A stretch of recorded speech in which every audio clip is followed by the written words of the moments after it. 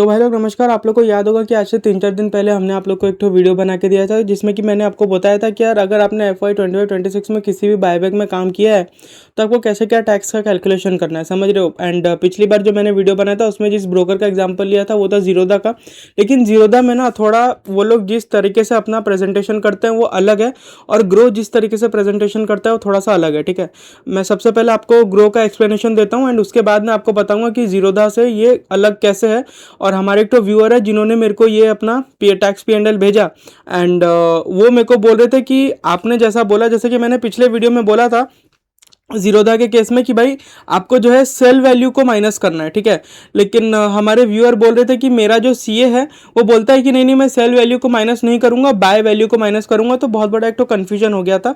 But फिर उसके बाद जो है मेरे व्यूअर से बात हुआ तो फिर मेरे को पता चला कि नहीं नहीं वो जो CA बोल रहा है वो सही है, यानी कि ग्रो के केस में बाय वैल्यू माइनस होगा, जीरोधा के केस में सेल वैल्यू माइनस होगा, जो कि मैं आपको वीडियो के एंड में समझाऊंगा ऐसा क्यों हो रहा है। सबसे पहले आप समझ लो कि इसमें काम कैसे क्या हुआ है, कंपनी ने कैसे क्या प्रेजेंटेशन दिया है। ठीक है, फर्स्ट ऑफ ऑल हम लोग को नीचे आना है, ये सब फालतू का चीज़ है, इससे कोई मतलब नहीं है। हम लोग को यहाँ पे देखना है कि यार इसका शॉर्ट टर्म P&L कितना है। तो अगर आप देखोगे तो शॉर्ट टर्म के हिसाब से हमारे व्यूअर ने लगभग 13,420 रुपया कमाया है। ठीक है, FY 25-26 में। अगर हम लोग थोड़ा सा नीचे जाएं तो ये इंट्राडे ट्रेड्स, इससे कोई मतलब नहीं है। हमको यहाँ सीधा शॉर्ट टर्म ट्रेड्स में आना है, यानी कि उन शेयर्स के ट्रेड में आना है जिसको कि 1 साल के अंदर खरीद के बेच दिया गया है। ठीक है, तो यहाँ पे अगर आप हमारे व्यूअर का देखोगे टोटल कितना प्रॉफिट हुआ है तो वो जानने के लिए हम लोग को क्या करना है, हम लोग को रियलाइज P&L में जाना है और यहाँ पे समेशन कर देना है इक्वल टू करके, equal to sum bracket open. ठीक है, और फिर हम लोग को ये सारे नंबर्स को सिलेक्ट करते जाना है। हाँ, यहाँ से सिलेक्ट करते जाएंगे थोड़ा सा और जी। चलो, यहाँ पे हमने सिलेक्ट किया और फिर ब्रैकेट क्लोज और फिर एंटर कर देंगे। तो यहाँ पे अगर आप देखोगे ना तो इनका जो शॉर्ट टर्म प्रॉफिट हुआ है, यानी कि उन स्टॉक्स को जिन स्टॉक्स को इन्होंने 1 साल के अंदर खरीद के बेच दिया, शॉर्ट टर्म प्रॉफिट अराउंड 13,420 रुपये का हुआ है, समझ रहे हो। और यहाँ पे अगर आप देखोगे तो सेम नंबर है 13,420 रुपया 91 पैसा, और यहाँ पे भी आपको दिख रहा है कि वही नंबर है 13,420 रुपया 91 पैसा। और अब हम थोड़ा सा नीचे आते हैं, नीचे आके देखते हैं कि यार इनका बायबैक में कितना प्रॉफिट हुआ है। ठीक है, अगर आप यहाँ पे हम लोग करें इक्वल टू करते हैं, फिर सम ब्रैकेट ओपन और फिर इन नंबर्स को सिलेक्ट करके ब्रैकेट क्लोज इनटू, हाँ, तो आप देखोगे तो हमारे व्यूअर का जो बायबैक में प्रॉफिट हुआ है वो हुआ है अराउंड 55,280 रुपीज़ का। तो यार यहाँ पे क्या हुआ है ना, ग्रो वालों ने सिर्फ और सिर्फ शॉर्ट टर्म प्रॉफिट को ही HTCG में इंक्लूड किया है और बायबैक प्रॉफिट को HTCG में इंक्लूड नहीं किया, समझ रहे हो।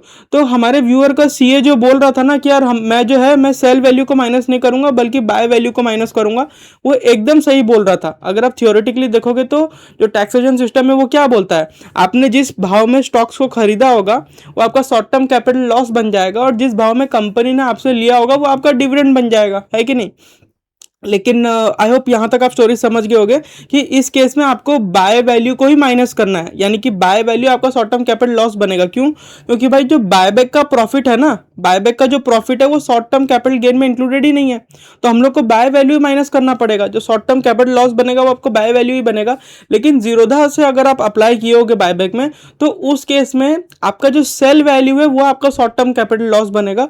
अब मैं बताता हूँ क्यों। अब आप यहाँ से स्टोरी को सुनना, हालांकि अगर आपको जीरोधा वाला पूरा वीडियो देखना है तो उसका लिंक डिस्क्रिप्शन में है, वहां पे अगर आप देखोगे तो क्लैरिटी आपको ज्यादा मिलेगा। बट क्यों हम लोग जीरोधा में सेल वैल्यू को शॉर्ट टर्म कैपिटल लॉस मानते हैं और ग्रो में बाय वैल्यू को शॉर्ट टर्म कैपिटल लॉस मानते हैं, वो चीज को समझ जाओ। ठीक है, बेसिकली ग्रो क्या करता है आप लोग समझ गए। ग्रो ने बायबैक का प्रॉफिट को शॉर्ट टर्म कैपिटल गेन में इंक्लूड नहीं किया, सिर्फ और सिर्फ जो असली का शॉर्ट टर्म कैपिटल गेन था, यानी कि जिन शेयर्स को 1 साल के अंदर खरीद के बेच दिया गया और कुछ प्रॉफिट बनाया गया उन्हीं को इंक्लूड किया शॉर्ट टर्म कैपिटल गेन में।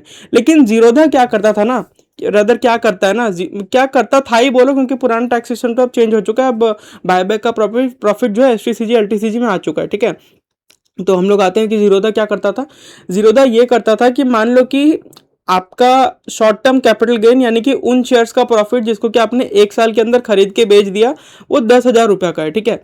और आपने जो बायबैक में काम किया वहां से आपका प्रॉफिट है 20,000 रुपये का, समझ रहे हो। यानी कि मान लो कि 1000 शेयर आपने खरीदा और 1200 रुपये में कंपनी को दे दिया, बीच में 200 रुपया बना, ऐसा करके आपने लगभग 20,000 रुपये बायबैक में कमाया। समझ पा रहे बात को। तो जीरोधा क्या करता है, आपका जो 10,000 रुपये का शॉर्ट टर्म कैपिटल गेन था ना, जो कि उन शेयर्स की वजह से हुआ था जिनको कि आप 1 साल के अंदर खरीद के बेच दिए और कुछ प्रॉफिट बन गया, 10,000 के कैपिटल गेन में वो 20,000 का बायबैक प्रॉफिट को भी इंक्लूड कर देता था। समझ पा रहे हो बात को।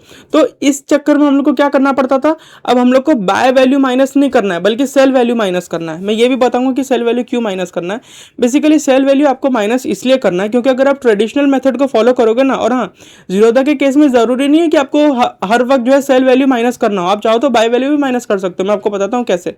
लेकिन अगर आप बाय वैल्यू माइनस करोगे ना, दो झमेला करना पड़ेगा आपको। पहला झमेला तो क्या, आपने बायबैक में जितना भी रुपया कमाया होगा FY 25-26 में, सबसे पहले उस प्रॉफिट को माइनस करोगे आप शॉर्ट टर्म कैपिटल गेन में, समझ रहे हो। यानी कि 10,000 रुपये आपने कमाया था और 20,000 बायबैक का पैसा प्रॉफिट था, तो 10,000 माइनस 20,000 नेगेटिव 10,000 हुआ, है कि नहीं।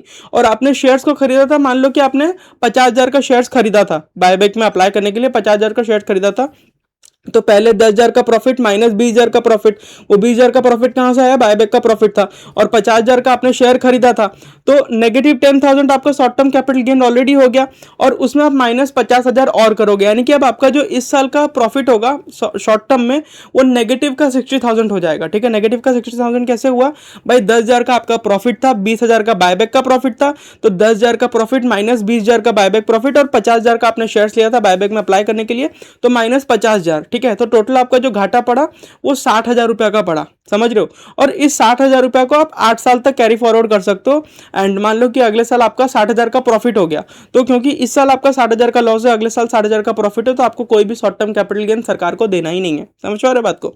तो आई होप आप लोग को पता चल गया होगा कि जीरोधा के केस में आपको क्यों सेल वैल्यू माइनस करना है। क्योंकि अगर जीरोधा के केस में आप बाय वैल्यू का प्रोसीजर को फॉलो करोगे तो आपको दो चीज करना पड़ेगा।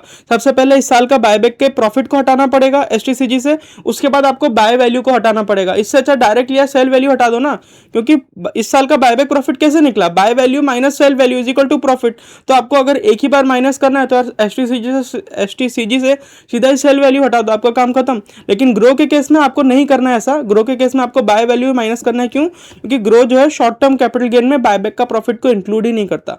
तो आपका CA अगर ऐसा आपको बोलता है कि, और अगर आप ग्रो यूज करते हो, बोलता है कि यार नहीं मैं बाय वैल्यू को शॉर्ट टर्म कैपिटल लॉस मानूंगा, तो वो गलत नहीं बोल रहा है, वो सही बोल रहा है। जीरोधा के केस में अगर वो बोलता है तो वो गलत बोल रहा है। आप उसको सामने से बोलना कि नहीं भाई जीरोधा के केस में तो सेल वैल्यू माइनस कर, समझ रहे हो, और उसको ये वाला वीडियो दिखा देना, कोई प्रॉब्लम नहीं है। और जीरोधा वाला वीडियो अगर आप डिटेल में देखना चाहते हो उसका लिंक नीचे डिस्क्रिप्शन में मिल जाएगा। आई होप आप लोगों को वीडियो पसंद आया होगा। इस वीडियो को लाइक और चैनल को सब्सक्राइब जरूर से करें। फिर मुलाकात होगी अगले वीडियो में, तब तक के लिए एक सेकेंड, हाँ, तब तक के लिए नमस्कार।